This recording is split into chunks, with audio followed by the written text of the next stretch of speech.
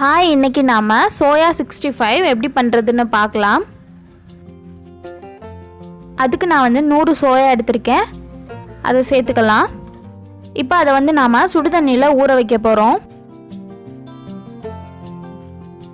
நல்லா சூடான தண்ணி எடுத்து ஊத்திக்கோங்க. ஊத்திட்டு இப்போ இதை வந்து ஒரு கரெக்ட்டா 15 நிமிஷம் நல்லா அதை ஊற வச்சிரலாம். ஊற வச்சிட்டு அதில் இருக்க தண்ணி எல்லாத்தையுமே நல்லா பிழிஞ்சு எடுத்துக்கோங்க. பாருங்க, நான் தண்ணி எல்லாத்தையுமே பிழிஞ்சு எடுத்துட்டேன்.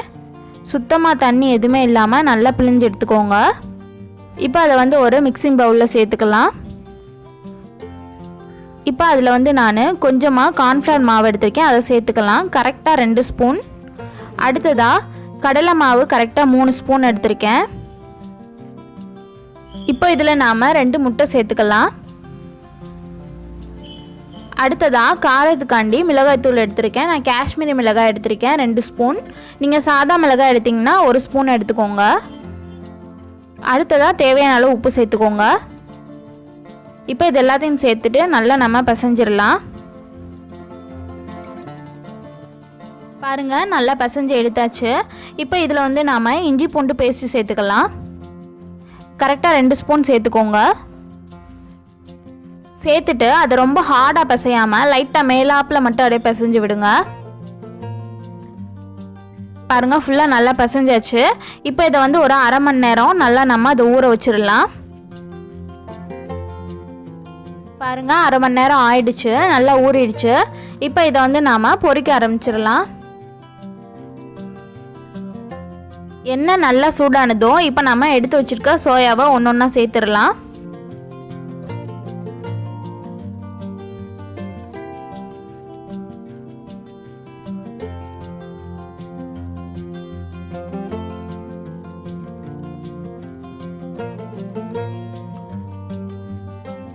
நீங்கள் இதை போடும்போது அடுப்பை வந்து சிம்மில் வச்சுக்கோங்க.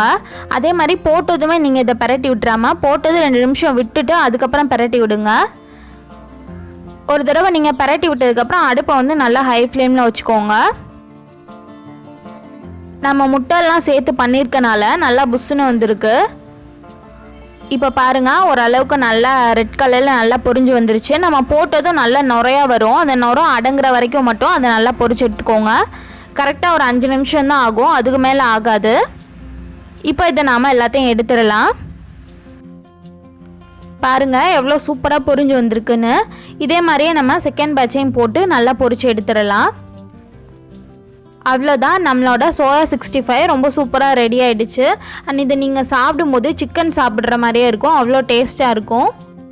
இதை கண்டிப்பாக எல்லார் வீட்லேயும் ட்ரை பண்ணி பாருங்கள். எப்படி வந்துச்சுன்னு எனக்கு கமெண்ட் பண்ணுங்கள். இந்த வீடியோ உங்களுக்கு பிடிச்சிருந்துச்சின்னா லைக் பண்ணுங்கள், ஷேர் பண்ணுங்கள், கமெண்ட் பண்ணுங்கள். அண்ட் என்னோட ரெசிபிஸ் எல்லாம் உங்களுக்கு பிடிச்சிருந்துச்சின்னா மதுரை பொண்ணு சேனலுக்கு சப்ஸ்கிரைப் பண்ணுங்கள். தேங்க்யூ.